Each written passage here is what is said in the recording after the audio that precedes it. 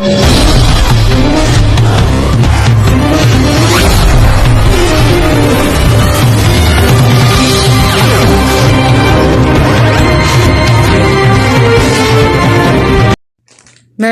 and family. So when we say marriage, it is the process by which two people make the relationship public, official, and permanent. It is the joining of two people in a bond that lasts until death. But sometimes it often cut short by separation or divorce. Marriage can describe as a commitment between a man and woman. This is a strongly connected with love, tolerance, support, and harmony of each other partner. It's also creating a family means to enter a new stage of social advancement.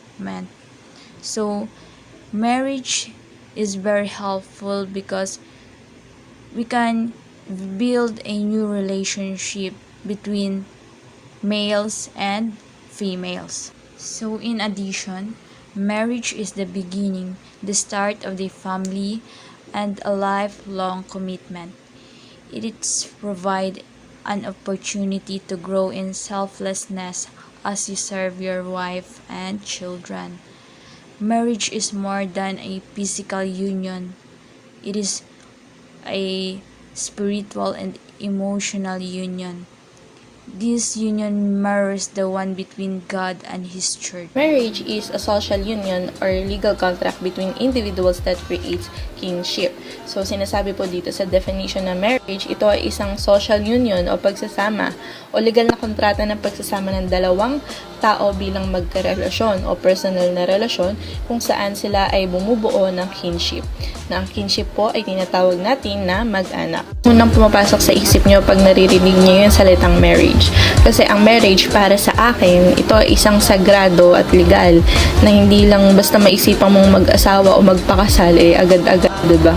So, ito ay isang full-time commitment where establishes rights and obligation between the two of you and also between your children and between your in-laws. So, wag kang pumasok kung hindi ka sigurado.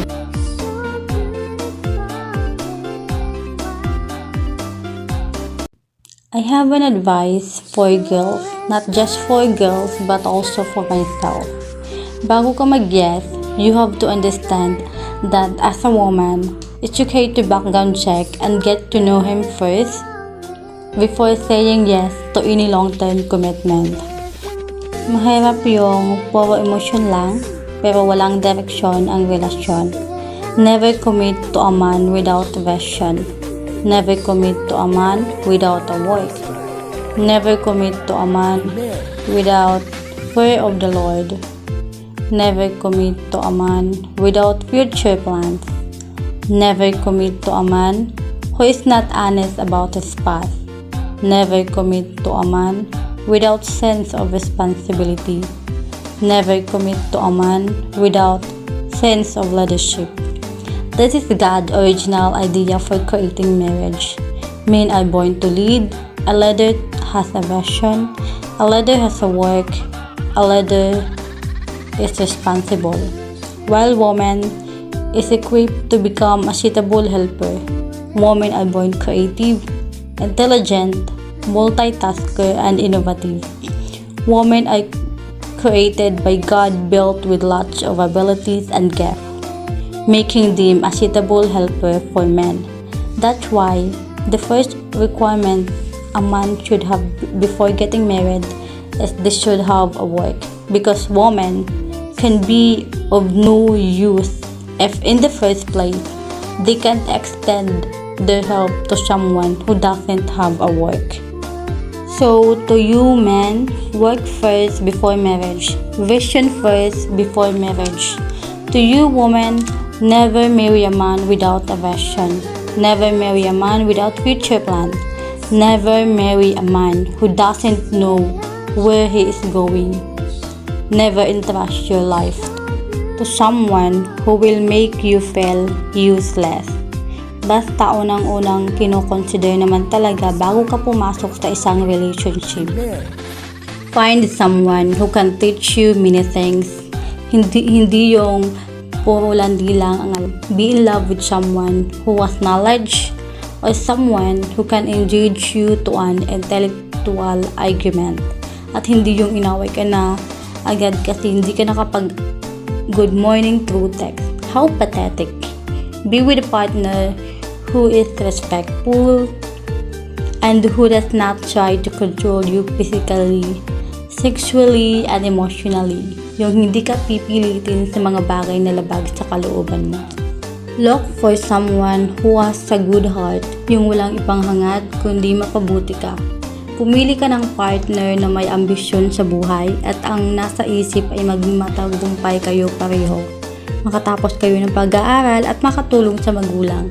At higit sa lahat, kuha ka ng partner na sigurado sa'yo at nakikita yung future niya with you. You are still young, expand your horizon, don't be in a hurry, and explore every good opportunity that will come along your way. I will leave it here.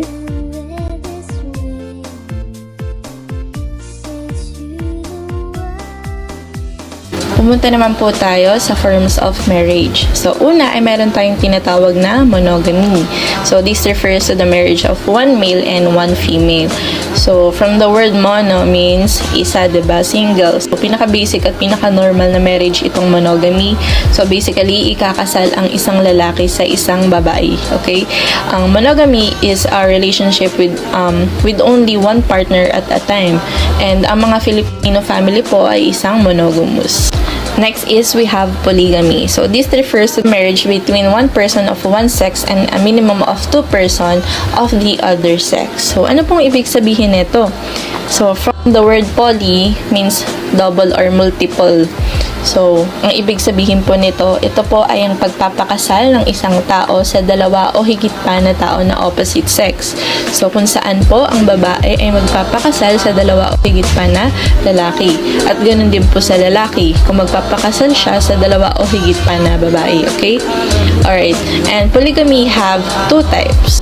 Una po ay we have polyandry, where it is refers to a marriage of a one woman to a two or more than men.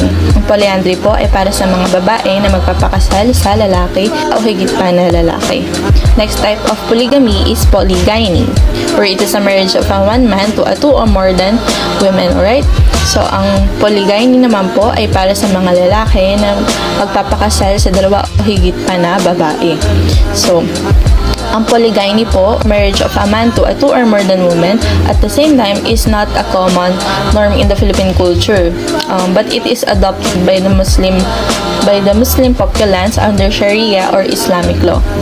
So the Muslim world, the Muslim Filipino today, polygamy is now rare among the Muslim Filipino for three reasons. So first is the trend in the Islam is generally away from the practice. Second, the laws of the Republic forbid it. And third, the most important of all, it is expensive. Yes, it is expensive kasi bubuhay ka ng maraming pamilya. So, anyway, kung marami ka naman pera, kayang-kaya mong bumuhay ng pamilya. So, not many non-Muslim are aware of how difficult it is for a Muslim to be polygamous. So, he cannot simply marry four wives and be done with it. So, he must first ask permission from his first wife and her parents. And he must then show that he can support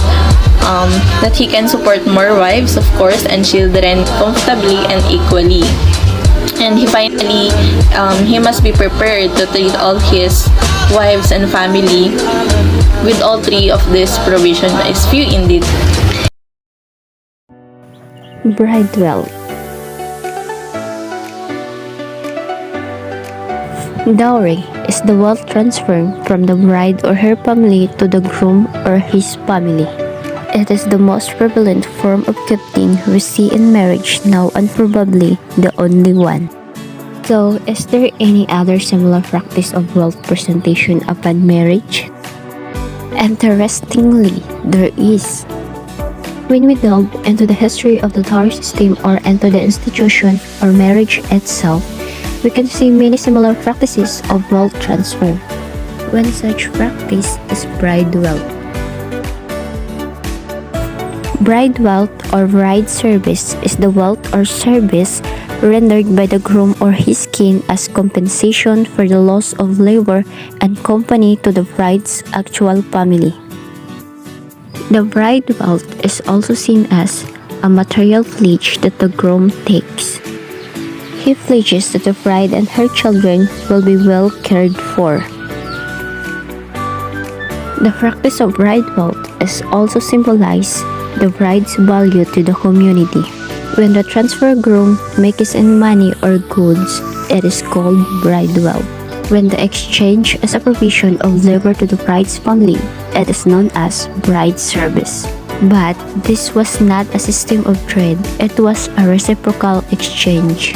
Most commonly, the bride's family as well presented payments and gifts to the groom or his kin.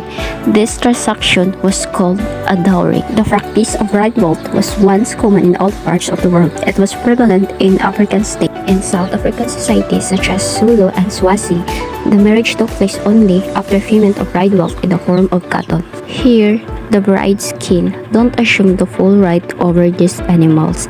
They must return it if the marriage ends in divorce or if the bride fails to bear children, so that he can utilize them to find another marriage for himself or his kin. In the cultures and societies where this practice is prevalent, a marriage officially and societally is not considered being over until the bride wealth and dowry are returned.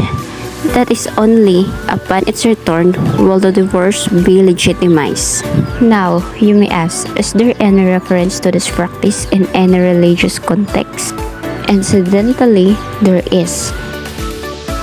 In the Hebrew Bible, we can see an instance of bride service.